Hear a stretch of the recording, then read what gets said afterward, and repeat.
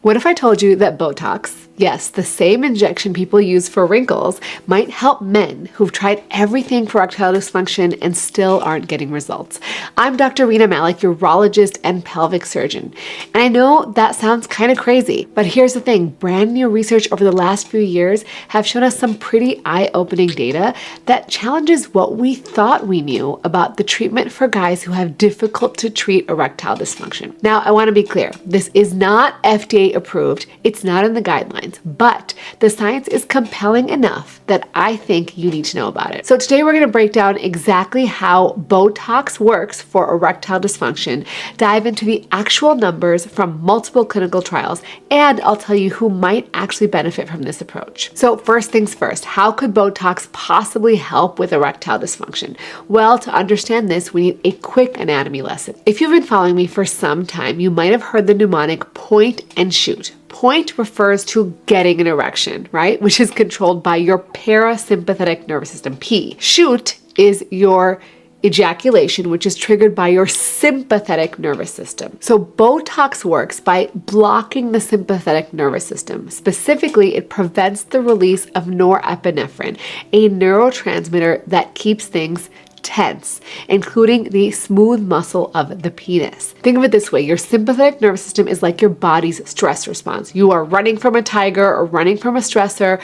What happens is your body is not thinking about getting an erection, right? It is thinking about running from the stressor. And your sympathetic nervous system is not only triggered by obvious stressors, but it's also triggered by health conditions, things like high blood pressure, diabetes, or heart disease. And this actually prevents the smooth muscle in the penis from relaxing, which is the most important part of getting an erection. Your smooth muscle has to relax so blood can flow into that smooth muscle, allowing it to get firm and hard. And when you can't do that, you basically can't get an erection. So Botox essentially tells that overactive sympathetic nervous system to calm down, which allows blood vessels and smooth muscles to relax. And the result is you get better blood flow where you need it. You can also think of it like a paralytic, right? When we use it for wrinkles on our face, it basically paralyzes those muscles. So when you put it into the smooth muscle of the penis, it is paralyzing those muscles to some extent. It is relaxing them so that blood can flow in more easily. Now, the most common cause of erectile dysfunction is vascular, meaning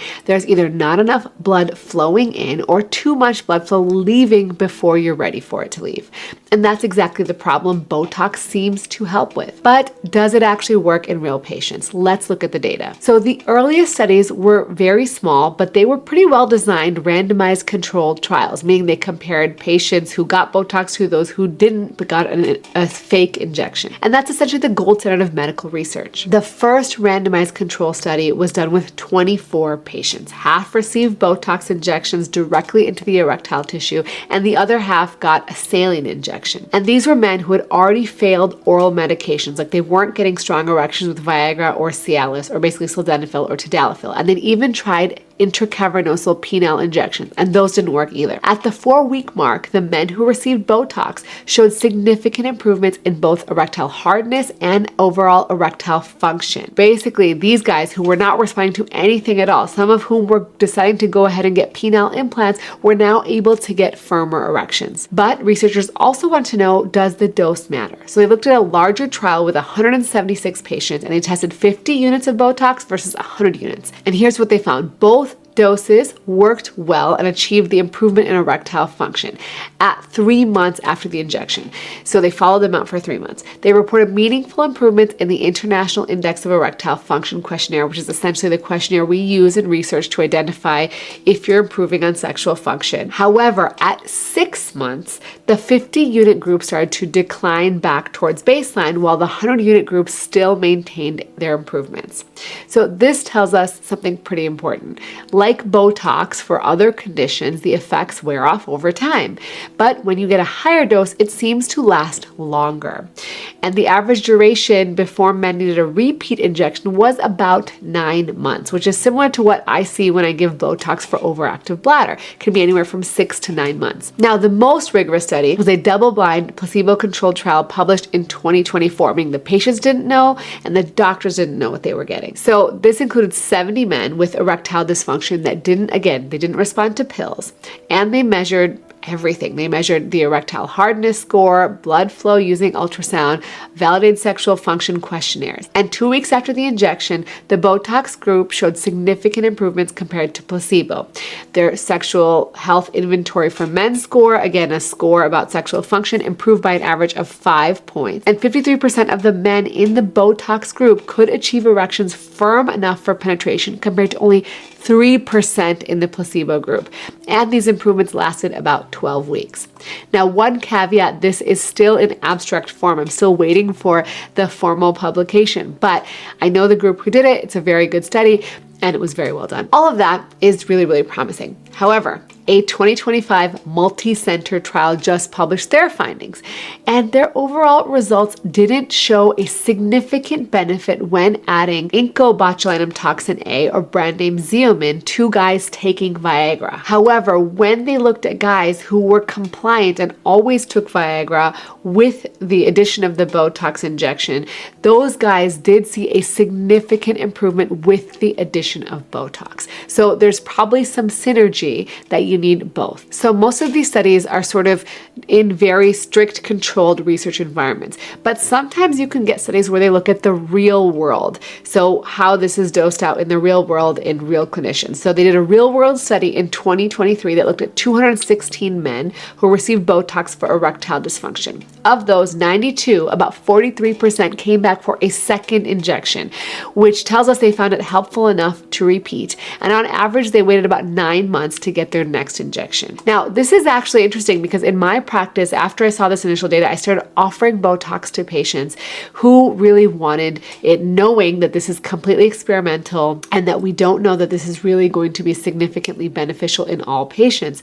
And there's a risk that it may just be a waste of money because right now it's not covered by insurance. And in my patient population, which is not reflective of the real world, I would say most of my patients, over 90%, have come back for a second injection, and some have come back for third or fourth injections. So when you look at severity, you can look at mild ED, moderate ED, or severe ED, and how many of them saw an improvement.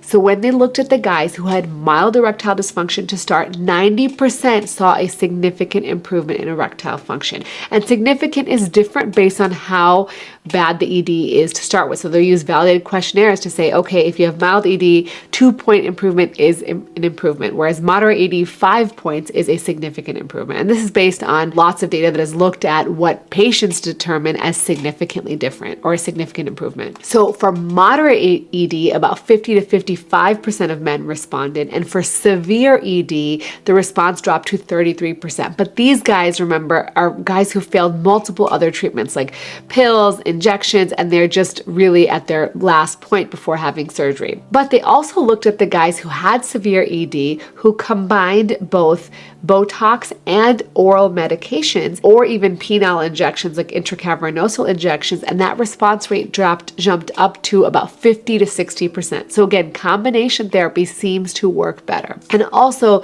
it showed us that there were certain groups that are less likely to respond. So men who've had prostate cancer surgery or spinal cord injury, where this is more of a neurologic cause for sexual dysfunction, they didn't see a benefit. Another study was a systematic review and a meta-analysis, which looked at multiple studies, basically looking at all this data, found that 77.5% of men who received multiple injections, meaning they came back a second time, saw a significant improvement. And they even looked at the different formulations of Botox, Dysport, Xeomin, those are all brand names, and they didn't see a significant difference between any of the brands. They all worked about the same.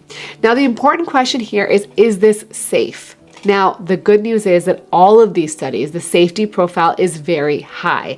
The most common side effect, and really the only significant one, was pain at the injection site. So what happens when you come in for this procedure, at least in my office, is we numb the penis with some numbing cream, and then we do 4 injections into the penis itself.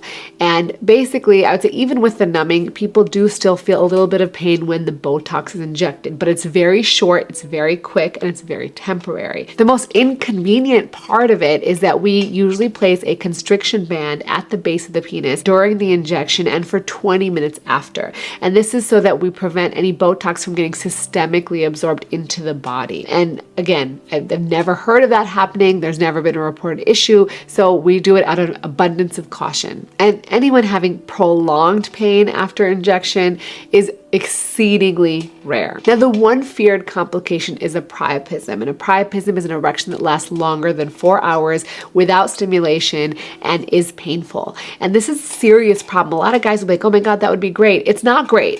It's not great because now there's no blood flow moving in or out of the penis. And after about 4 hours, the penis starts changing. It starts saying, hey, there's no blood flow here, so I'm going to start scarring down. And that can be a permanent problem. So if you are ever in the situation where you have a prolonged erection, please get to the emergency room right away.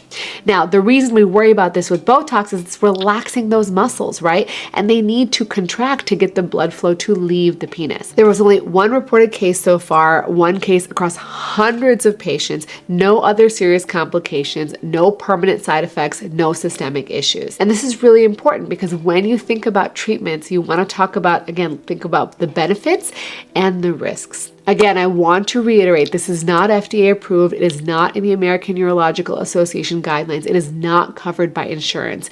And most of this research has been conducted in Europe and France, and it's still considered experimental in the United States. Of course, these studies are not perfect. Most of these patients were followed for about 6 weeks to 7 months, so we don't have great long-term data yet. However, we do know that Botox wears off, so likely there's not much more to it. These are all small studies. The largest had about 176 patients, and we need more clarity on what is the optimal dosing, the best injection technique, what's the best candidate, and what can we expect long-term, 5 years. Are people still going to be seeing a benefit with Botox if we continue to inject it? So based on what we know, who do I think is a good candidate? Well, if you've tried and failed oral medications like Viagra and Cialis, maybe you've even tried intracavernosal injections and those didn't work, you need to have vascular erectile dysfunction. So it has to be a blood flow issue, not a nerve issue from surgery or injury. And it may be something to consider before you go ahead and have a penile implant. And you need to remember, this is not a one and done thing. You will need repeat treatments if you want to maintain the effect about every 6 to 9 months. The other thing I didn't mention is some studies also looked at stretched penile length.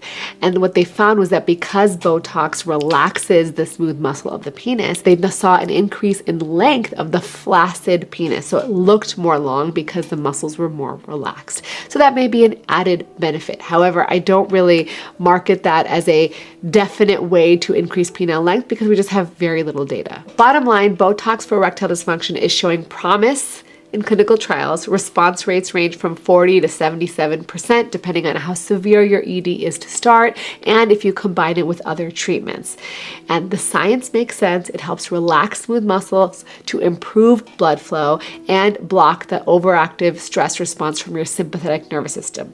It seems very safe with minimal side effects. However, again, it's experimental, not ready for prime time yet, and most urologists in the US are not offering it. But if you've tried everything and you're considering a penile implant, this may be worth discussing with your urologist as a potential bridge option or as part of a clinical trial, which if you can access a clinical trial, that is always the best. I have one plea for you guys. If you are not subscribed yet to the channel, I see it on the back end. So many people watch my videos, but only about 20% of you actually subscribe. So do me a favor. If you enjoyed this video, if you've watched one other video and you've liked it, make sure to subscribe. It is free. It's zero cost, a great way to support the channel and a great way to tell YouTube, hey, I like this creator. I want to see more of her content. I want other people to see it as well. Because what we do here is we try to educate people so they have the information they need to improve their sexual health, have the questions they need when they see their doctors, and they feel better about themselves.